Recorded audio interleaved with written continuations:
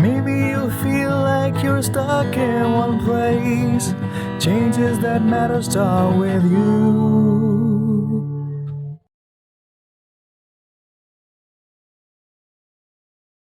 Erin, welcome to Change That Matters. So let's start by how you have been doing today, and I think we are catching up after 4 5 years. So how you have Yeah. been doing?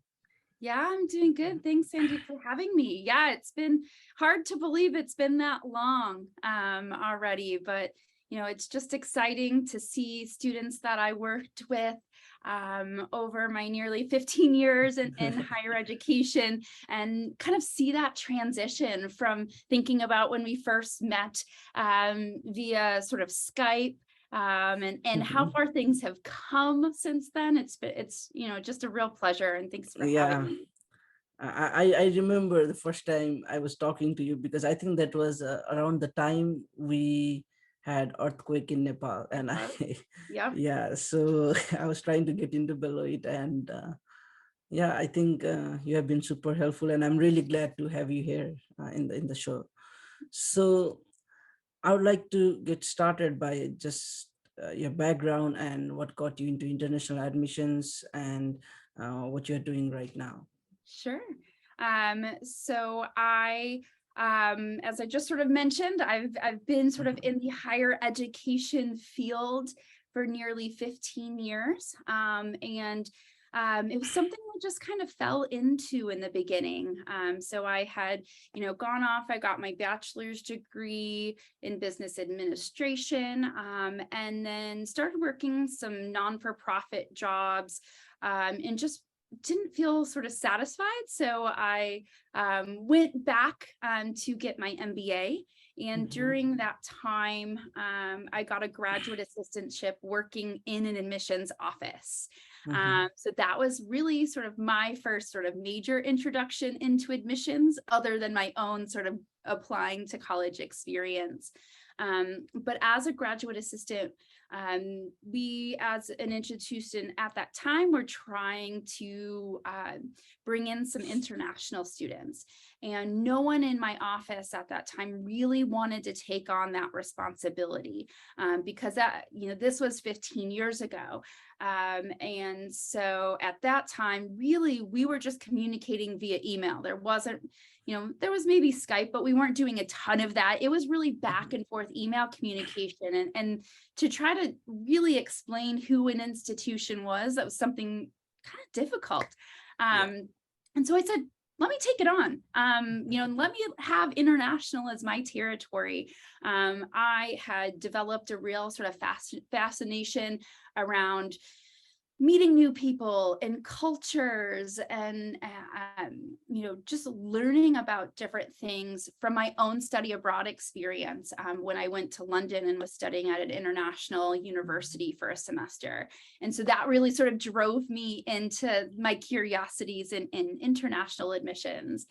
And from that point, I built an international community at my alma mater, from 0 students at the time to 25 in 3 years, just by sitting in a chair and responding to emails, and building relationships that way. And I was like, hey, I might have a real knack for this. I was, meeting people from all over the world. I just thought it was so fascinating. And so as I sort of developed in admissions, I turned from a graduate assistant to a full-time employee. And then realized that the international piece is my passion. And that is actually what led me to Beloit. So I grew up in the sort of northern Illinois, southern Wisconsin area. So I was lucky enough to find a job in international admissions, sort of right in my backyard. And one who, I had known about for years, because of its strong commitment to internationalism, to its study abroad programs, to its, strong history in international students coming to the US to study at Beloit. And so it was something that I was just so excited to be a part of, and knew that I could have a real impact with the excitement and knowledge base that I had already started to build. So Yeah, that's, yeah, sorry, I'm like talking a lot. So no, Sandeep, you've that's got good. questions. No, I think it's interesting that so you said like you went to a college where there were no international students at all, right? Maybe for that time frame it makes Yep. sense, but nowadays like you have international students in almost every institutions. Yeah. Yeah, and I think, you know, and I think you see the change in international students. There, you know, I think international students for a lot of institutions started as a little bit of a financial resource, right? Bringing in international students was a great way to help financially support an institution, where I feel like in the recent decade, almost two, you've seen a shift in that mentality, where it's not so much about the financial resources an international student brings in, but the experience that they bring to the classroom in a discussion. And that was something that, in moving to Beloit and spending 10 years at Beloit, was something that I knew they were passionate about. And that's what I was most passionate about, is that I wanted to be part of a community that cared about a global education, and international students were a strong piece of bringing in that global education piece to the overall Beloit experience. Yeah, at Beloit, I certainly didn't feel the primary motivation was financial gain, but because I mean, I knew almost every international student from, you know, when I attended the college, and a lot of them were on very good scholarships, and it almost felt like, and I experienced it myself, that it was more of enhancing the experience of everyone, not just international, but like, so, you know, you're mixing people from different cultures. And I vividly remember when I was taking intro to anthropology, and you know, it was interesting, like how we are hearing about culture from Ecuador, from, you know, from different African countries, Asian countries, and American culture. So I think you are right that it absolutely enhances the classroom experience as well. Yeah, that you're, you know, and I've talked about that for years, that it's not about gaining an education in just a particular discipline, but how that discipline is viewed throughout. You know, we are not a sort of individual society, where we are truly a global society. We're all connected in some way or another. So the more you can bring that global education to life in your own experience, the better person you become, and the more likely that the skills you build from that are really going to help develop you throughout your future. Exactly. So, yeah, I mean, you worked for 15 years, you said, in higher education, right? And most of that was in international admissions, right? Yep, it was. Yeah. So let's, I mean, I think now we have an expert here. Let's try to go through college application process. And so just introducing, I think especially undergrad applications for undergraduate degree. You know, you have college application essay, you have standardized scores like SAT, ACT, and then, you know, you have recommendations, you have obviously like grades from high school. So if you had to, like, these are everything that students submit, but uh, so I just wanted to know what you think in terms of what's a good application package. Of course, like, if all of these things are good, you know, then it's a great application package. But sometimes I get a feeling that it's more than that.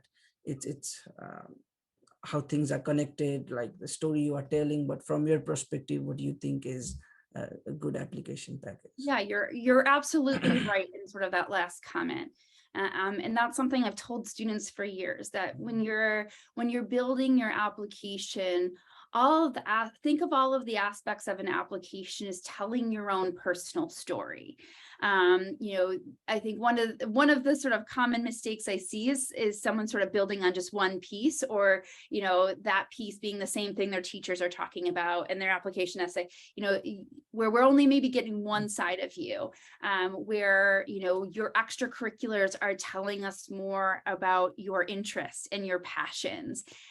Your essay might either go into a little bit further in-depth knowledge of something in your extracurriculars, or it might not, and it might show a different side of who you are.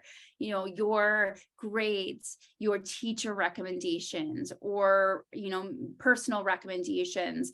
All of those things should be something that sort of highlight who you are as a person and who you sort of want to become. And I think that's how you should always sort of view the application process.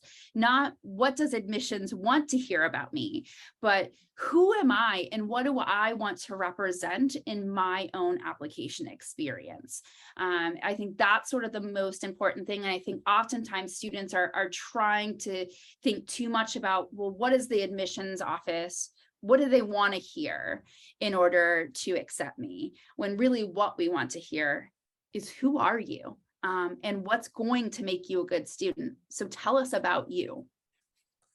Yeah, I think you brought this up, basically telling who you are as a person. But you know, where I come from, there was not so much awareness on, you know, like telling the story that telling the story of your life, basically what you want to do, what's your background, and so on. So there was almost this trend that, okay, extracurricular is important.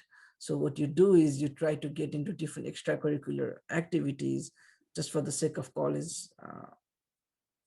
application. And I thought that was just a trend in Nepal because you know, we didn't have a lot of admission counselors coming in the college telling us, you know, what to focus on or how we should prepare for the process. But then I came to the US, and I have a few cousins who moved here when they were like 2 years old. So they have been spent their whole life here, and now they are preparing for college. And even I noticed that even they are doing extracurriculars, and I asked them, so why you are doing this? And the answer is for college application.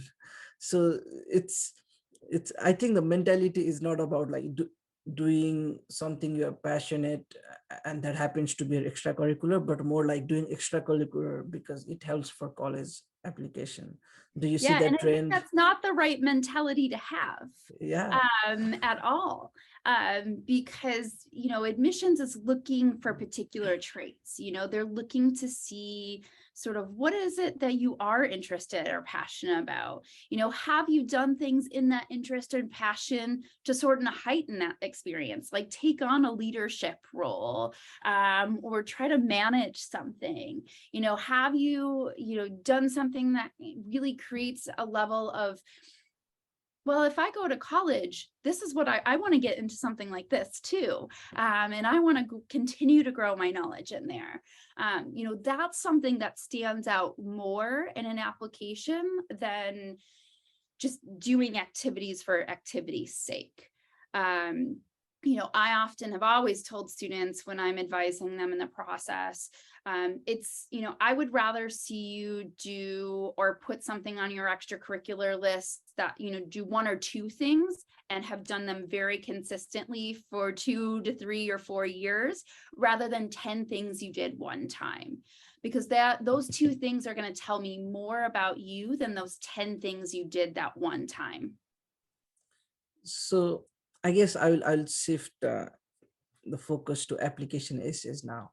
Mhm. And it really comes from my personal experience. So it's a very difficult thing to do, especially when you're graduating from high school, and you know, you are not exposed to this lot of sessions like how to write an application essay, how to do this. You are just kind of on your own, and that's an experience of a lot of international students. I know you go around different you used to go around different countries, in different countries around the world, and right, I mean, even when you went there, you've probably visited few schools, but there are international students who come from a lot of different schools, and they might not have the same exposure as you were able to provide in those few schools. So when I was going through the process of writing application essay, the biggest challenge was, like, obviously you have multiple stories. You grew up in a country, and then, like, you know, you go through multiple experiences and you have many stories to tell, and probably that could highlight your personality. But that you don't have that awareness to think that maybe I should just write this. So you are always thinking through, okay, what makes me stand out, what makes me stand out. And in a way, now I have looked back at my application essay. Even before this conversation, I actually went back and looked at it, and it's kind of sad that, like, I tried my best to make me stand out, but now that I read it, I feel like with more maturity, with more awareness, I don't think it was anywhere close to making me stand out. So, so like, how do you think that students should approach writing application essays, Yeah. and what should be the mindset? Well, I think the other piece of that is you probably never wrote essays like that when you were in high school. That, culturally, like that type of writing is not necessarily the style in a lot of countries, right? You're doing a lot more sort of research intensive type writing. And so trying to create something that's very personal to you in an application and admissions process is a lot more difficult for students. But, I would say if anything good came out of a global pandemic, access to event opportunities in sort of the study abroad world and thinking about going abroad and application processes, is something, because all kinds of colleges, universities in the US and really all over the world are now offering sort of these virtual opportunities for students to sit in, to learn, to hear about student experiences. And so I'm always going to recommend, if you come across one of those opportunities, take it. Because like you said, there isn't always admissions counselors traveling to your schools to be able to give that information to you firsthand.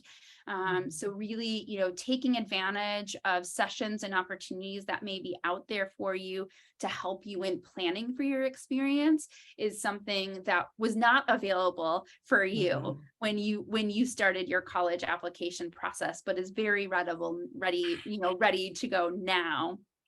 So not that there's been much that has come out great of a global pandemic, but a huge shift in sort of international higher education admissions and creating access and opportunities for international students who may not ever be able to visit a college campus before they set foot on it on their very first day of orientation or classes.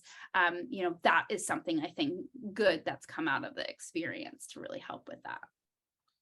Yeah, I think writing application essay is definitely a hard part. I think it's challenging, and I mean, the field I'm in right now, you have to write almost like every week. You are constantly writing, and one thing I do realize is you mentioned that in the beginning is how what you are writing here connects with everything else.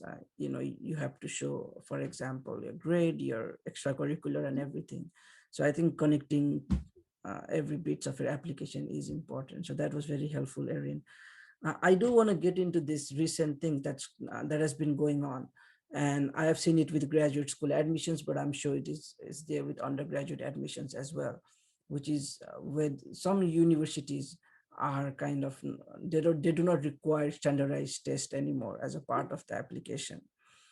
And some people argue that it's important, like it's a standardized test, it's important to show students ability. So what do you feel about that? Like which side are you on, and and what is the reason for some universities requiring it and some not requiring it? Yeah. So for me, I'm definitely on the side of sort of not requiring tests. And the reason for it is something I've sort of fought for a very long time, especially with international admissions. Things like the ACT, the SAT were totally designed to gauge knowledge of information learned in a US high school diploma curriculum.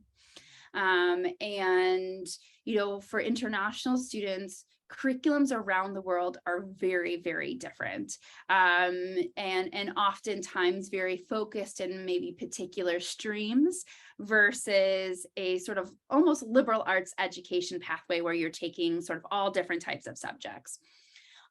So, I have always been a huge sort of advocate for the ability to say, well, why should an international student who is studying in a very different curriculum have to prepare for a test that was designed off of a US diploma program?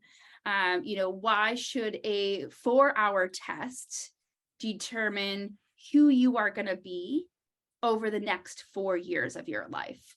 And so the more I sort of researched, Beloit went test optional in 2014, and it was all data driven. There was everything we looked at, there was nothing that really connected SAT scores to a student's success on campus. And so for me, that was a no-brainer. We felt like we were going to always learn more from seeing what type of student you were, from looking at your transcript, looking how you did in your courses, looking at your reading and writing ability in an application, than we were from a 4-hour test. I would also say that in the United States in particular, there is a lot of stigma around sort of these tests and access. Right. This is the big thing. And I think this is global too, right? Yeah. Not everybody has the same access to these tests. And there are some people that are always going to score well because they come from a maybe wealthier family that can pay for practice, for advising on these tests and things like this, where there's others who just don't have that same access. And so SAT, ACT has become something in the US that creates great divides. So not every student in the admissions process is treated equally when you're requiring a test. It's part of the reason why you've seen so many institutions, particularly in the US, go test optional over the last probably 5 to 10 years, especially in the last sort of 2 to 3 years, right? In the global pandemic, where tests were just not an option for many schools, because students just didn't have that access. So they had to sort of find other alternatives to that admissions process. So I'm always gonna to err on the side of creating better access and opportunity, and knowing that data for us at Beloit had no connection to a student's ability to be successful was enough for me to just say, it's not worth it. I can learn a lot more without that and without the pressure of that for a student than otherwise. I think the interesting part you mentioned is it was built to test US high school graduates, and now that's evident to me, like because I took GRE as well to get into grad school, but at that time, one thing that was clear, and I think I can speak not just for me but for many students in Nepal who are preparing for SAT, was we used to do really well on maths, because obviously it was not prepared based on our curriculum, so it was way below what we are learning in high school. Like it was at least like in Asia, like the curriculum for math seems to be very rigorous, and I noticed that even when I came to the college, like I could skip few courses. And a lot of the students, not all, but a lot of the students were not doing as good on critical reading, and it's because it was almost our first exposure to that kind of structure. Like we used to write essays, we were reading paragraphs and summarizing those paragraphs, but it was like back to back just doing that, and like it was too intense for somebody doing that for the first time. And a few years back, I had a chance to basically tutor one high school student, and I realized that that's kind of built into their curriculum, that part of that structure of answering question and reading passage, answering question. So I think it makes a lot of sense now that you told me it was built for US high school students. So, but there are people who still believe that it should be there, and what is the rationale like on that side? I mean, I think there's definitely some sort of maybe major specific mentality to some of it.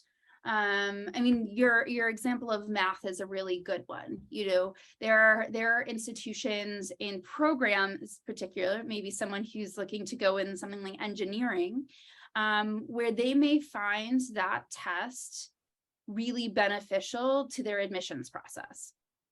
because in order for you to be successful in their sort of direct entry engineering program, you need to come in at a certain level. And if you're testing well, that may tell them that you're coming in with a level that you need. I mean, and it may be kind of similar if you were to compare that to something like the IELTS or the TOEFL test, right? Testing English proficiency. That, you know, while many places are test optional, there's less places that are test optional for TOEFL or IELTS, because, you know, in order for you to be successful in your education, you do need to come in with a certain level of knowledge in reading, writing, speaking, and listening to be successful. So, you know, I think that's where people could sort of advocate for sort of an SAT model, or, you know, as being a requirement, right? That it's helping people sort of stand out. You know, I think there's also some institutions, and, you know, this is maybe my own personal opinion or own personal bias, but use testing as another way to differentiate students. You know, if you're applying to an institution who has maybe an admissions rate of 2%, you know, and every person applying to that institution is a top academic student with every extracurricular under the sun and a well-written essay, you know, maybe that test score is the one thing that can help differentiate them. I don't know that that's a good thing or a bad thing, but, you know, that in my mindset has always been something that's sort of out there. Like, is it just another piece to try to filter, you know, some of those top candidates? I don't know. But again, as you said, like, you know, one test score shouldn't determine between whether you get into a certain institution or not. So, right. So, you know, I think this is a part that I was very excited about when I decided to invite you and you accepted my invitation. So my reason for coming to liberal arts college was very clear. Like, I basically grew up in a boarding school and was very used to a small community, you know, spending time with friends. And I felt like going into big research universities would be a big transition in terms of, like, you know, going to universities with 30,000, 40,000 students. So to me, I was excited about, like, the ability to, or the chance to take, like, for example, anthropology, psychology, while I study computer science and math. But I think even more exciting was I was going into a small community. So I applied only to liberal arts colleges everywhere.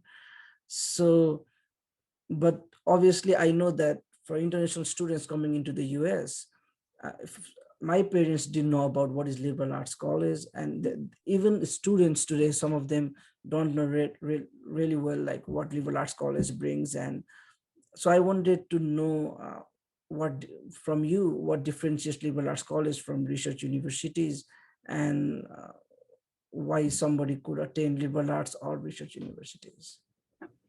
I mean, you just sort of said it best, right? You sort of knew where you would be successful and what you wanted. I am the strongest advocate for choosing a college on fit, and a place where you know you could be successful.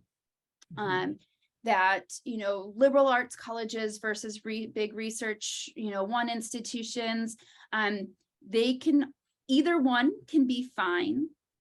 If it's the right fit for you, if it's the right thing you're looking for. You know, I have worked with so many students over the years that were approaching their college search based off of ranking rather than fit. And, you know, ranking doesn't truly tell you anything. It may tell you a college could be good or a university could be good, but it doesn't tell you that it's going to be good for you. Because so much needs to be taken into account. What is your learning style? Where do you thrive best? What do you want to get out of your experience? You know, those are the types of things that I think are important. You just explained a lot of those, right? You came from a smaller environment. That's where you felt comfortable. You wanted to study multiple different things and have that flexibility. Those are all things that I think some students don't think about when approaching the the college admissions process. You know, oftentimes I like to use the phrase, you don't know what you don't know, right? And many students start their college search process by purely just looking at and applying to the schools that they've heard of. The big universities, the Ivy League colleges, you know, all those things, because that's what they know or that's what they heard of. But it really, there's so many resources out there now to really sort of drill down and find institutions that could be that fit. Because if that institution is a fit, you are going to have so many more experiences. And you're probably a great example of this, Sandeep. You know, if you put yourself in the right environment is going to bring those opportunities to you, where what you accomplished in sort of your 4 years at Beloit, you know, is easily experiences that, you know, people at some of the top institutions are never going to have because they're fighting for those same resources. So, you know, with liberal arts colleges, I think the things that really sort of stand out is that oftentimes they're going to be smaller. They're going to be undergraduate focused, and I can talk a little bit about that in a minute. You know, they're going to be, a lot of them are sort of your living and learning communities, wanting you to live on campus, engage both in the classroom and outside of the classroom. And they're going to be smaller class sizes. You're going to be taught by a professor and not a teacher's assistant or graduate assistant. Like me. You're learning that knowledge from from the source rather than from a secondary source. And you probably can speak to that even a little bit now. No, like, that was like kind of a personal attack because that's what I do now. I don't mean it to be a personal attack, but I think that's one of the things that I think is often a standout of some of the sort of smaller liberal arts colleges is that, you know, I used to give a presentation that talked about, you know, here's the undergraduate student, here's the master's level student, here's the PhD student, and here is the professor. And so, you know, thinking about sort of resources and time, who's going to have that greater access, you know, and it sort of becomes that chain. Like the undergraduate student at a large university may only see that professor a couple of times a semester because their class is really being taught by that graduate assistant or that teacher's assistant. And then that teacher's assistant, graduate assistant, master's or PhD student is really the one that's getting a lot of the face time with that professor. And I don't know if you can sort of validate that concept, but I think that's one of the benefits of that liberal arts college is that you're not necessarily going to have that level of experience. You're going to have all that professor mentorship. That's so accurate. I mean, I see my advisor, he teaches undergraduate students as well. This is like a class with undergraduate masters, and they barely see him because he takes lectures, he has office hours, but that's it. And then he has PhD students who work with him, and I have like 5 meetings a week where both of us are there and 2 one-on-ones. So yeah, I think that was very accurate what you just said. And it's not sort of a knock on research institutions or large institutions. It's just how it's set up. And so if you're a student who, you know, is very sort of focused on your own education and, you know, you have your own learning style and you don't feel like, you know, you need all that level of support or mentorship, or you don't have to have that relationship with your professor, like maybe that's probably a good process for you or a good, you know, avenue for you to go. But if you're someone who would love to be able to build a relationship with the professors who really become mentors to you in your life, you know, you may find that that smaller environment is where you're going to thrive and be more successful.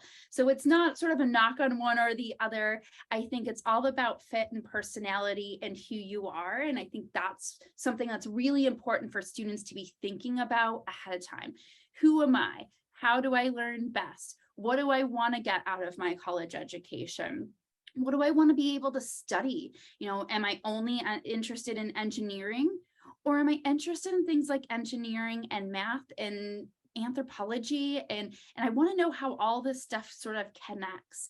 You know, that those types of questions are what's really going to help drive a college search and finding that fit-based institution rather than just, you know, choosing an institution because a friend went there or because it's top ranked or things like that. I think, you know, if students become the driver of their own college research process and finding places that really fit what their wants and needs, they're going to have a very successful education experience, no matter what type of institution that they're in. So I think this, I describe this experience you talked about, like just based on rank, people are selecting college as almost transactional, because I think it has been 3 years since I graduated from Beloit, and so in these 6 years since I became a sophomore, right, you get contacted by students who are applying to Beloit, and mainly from Nepal, from high school I attended and elsewhere as well. And you know, you talk with them through the application process, and finally they get colleges. And the kind of questions they ask is actually reflection of the behavior that you just described, which is, let's say I got $25,000 scholarship to study in Centolov. I got 30,000 to study in Beloit, but Beloit might be ranked slightly lower. So should I pay 5,000 more for rank here? So it's not even a question of which experience will fit me better at all. It's almost like, can I pay more because this is better ranked? And I get a lot of this kind of questions. And I mean, I do try to, and I came from a similar mentality where almost I was not aware at all in terms of, you know, what each college provided. So I had to be very general, like, is this a small institution? Do I get to meet professors? Do I get to spend time with the community? So that it was very general overview for me, because I never visited the college or anything, Yep. you know. Yep. So, but I realized that it's really transactional at certain level for international students who don't get chance to visit, and for them they have to make decisions just based on looking at the website, some interviews or some, you know, videos, and by talking to admissions. So I think it's still there. What you just said is still there. So I like, do you think like you see that it's less now than before, and how can we possibly improve the awareness so that people look for better fit? And I don't think it's just about international admissions. I think even in America, there's this Oh, yeah. huge idea of Ivy Leagues, and even from my experience, like I think uh, I always looked for, even when I was applying for PhD, it was important that I don't make a big jump, you know, from liberal arts to like, you know, super intense research university. It has to be a natural jump, and I feel comfortable. So, but I do see that hype about, you know, like in America about, okay, this is the best university, this is Ivy League. So how do you describe that trend changing now? Is it worse than before? And do you think like something can be done to improve that? Oh gosh. I mean, I think there's always going to be a bit of that sort of ranking and prestige piece a part of the conversation, right? It doesn't have to be, but it's always going to be there. And I think one thing that's not maybe thought about as much is, you know, the perceived value of an institution. You know, you sort of just talked about it, of comparing sort of, you know, this institution costs $3,000 more than this institution. But this institution has a lower rank than this institution. So does that mean it's not worth that? You know, like, I think that's hard. I think it needs to be more of an individual sort of perceived value. Like, you know, rather than sort of looking at this ranking versus this ranking, because if you really research the rankings and how things are ranked in the United States, it's all relative. You know, it's, you know, people sort of buying into certain statistics that aren't really about academic success and performance, which should really be the key indicators. You know, the things I would be looking at would be more like student retention rates, student graduation rates. What's the likelihood that I'm going to finish within 4 years or less? What's the likelihood that, what's it saying retention rate? So just to further explain that, they measure retention rate from first year to second year. So how many students started in that first year come back their second year? That in itself, I think is a big sort of tell of whether or not an institution is finding the right students and meeting those student needs. Right. Those types of statistics are things that students should really be paying attention to when they're choosing a college, rather than today US News and World Report ranks this college 43 and this college 47. Like, when you really look at and break down what brings that together, you may find that, that's not the quality of things that you're actually looking for in an institution that would make a ranking fall one or another. I don't know if that sort of makes sense to you. I think it makes perfect sense. And I think the most important thing that you mentioned is the ranking is based on so many factors that we don't even, how many people actually look at the ranking and go and research, okay, what is this ranking based on? What does this ranking mean? Yep. So it's that the retention rate there is very low, like in a way, as you describe it. If 100% people look at the ranking, maybe 1%, 2% actually go and, so it's important to know that it's not purely driven by academic performance and success. So, well, I think the hard part too is that, the US higher education system is totally different than almost any other country in the entire world. And so like, I 100% understand how and why families use the rankings, right? Because in most countries, there is a very particular, like, based off of your sort of academic scores in high school, what level of college or university you can get into, or based off what stream you study, which institutions you can go to. So there's almost clear direction and clear understanding in nearly almost every country other than the United States. And the United States, every institution is individual. Every institution has its own admissions process, its own admission standards, and so to really, there's not a clear way to pair one institution against another.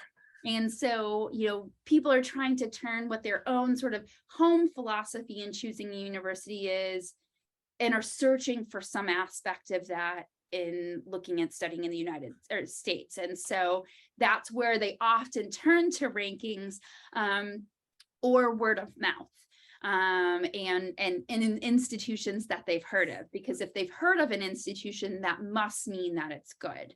And so, I've spent my career and my traveling around the world to try to sort of preach that knowledge, right? That you need to really do the research. You need to think about what it is that you want in an institution and the qualities that you want in effort to really find that right fit for you. That the rankings can, shouldn't be a driving factor of where you choose to apply.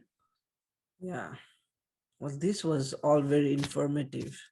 So I do want to end our conversation with maybe a little bit about the future plans. Do you want to get back into admissions at some point, or you feel like you have contributed enough and that's it? I don't know. I love higher education. I love admissions. I love working with international students. I mean, I'm still, doing it in a little bit different fashion. So now I'm working for a company called Flywire, who works with helping create a easier and smoother payment process from country to country. And so, this is something that I've actually really seen sort of heighten in my career of working with international students, is a student's ability to pay, and the, struggles that students have in being able to just make a tuition payment or the changes in exchange rates and inflation are making it more difficult. And so I'm still working in higher ed, just on a vendor side, really supporting a product that I think is still very helpful to the overall international student experience.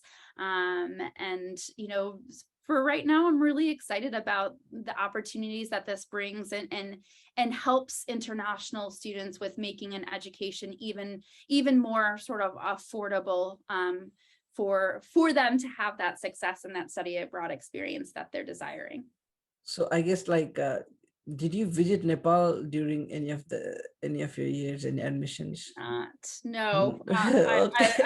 I've gone all around it, but not Yeah. all. I've done a lot of virtual sessions, and met with hundreds of Nepali students over the years. But I've never got to visit.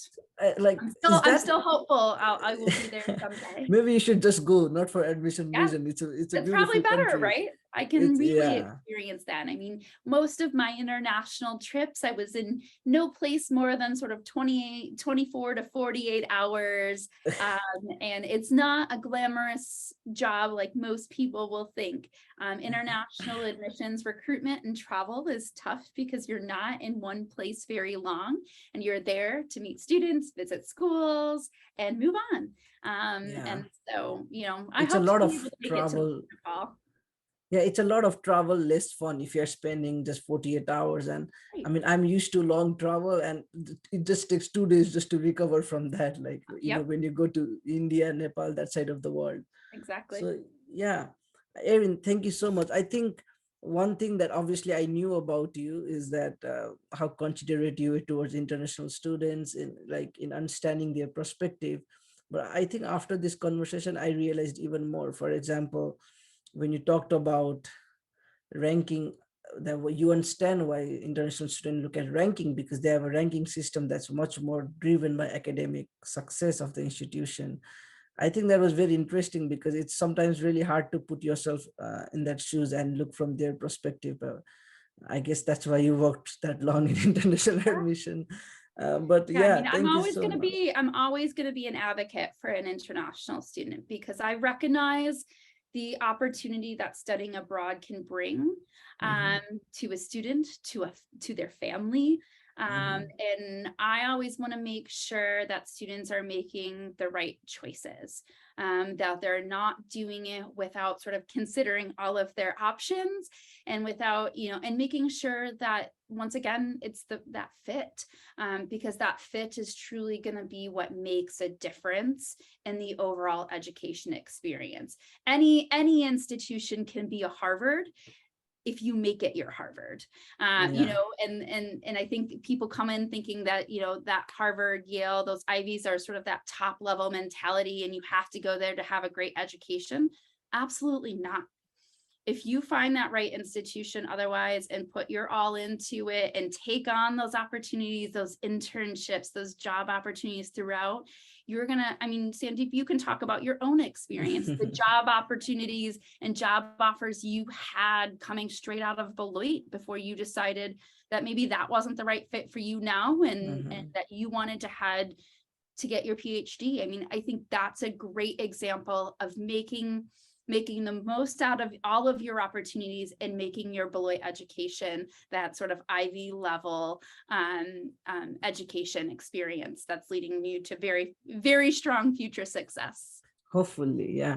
Well, thank you, Erin, for joining the show. I really appreciate your time, and I kind of feel bad that I've not been in touch for a long time, but I think I will try to remain in touch with you. I mean, I remember the letter you sent on May 7th, 2015 that got me into Beloit College. So I'll try to keep in touch. Thank you, Erin. Yeah, thanks, Sandeep.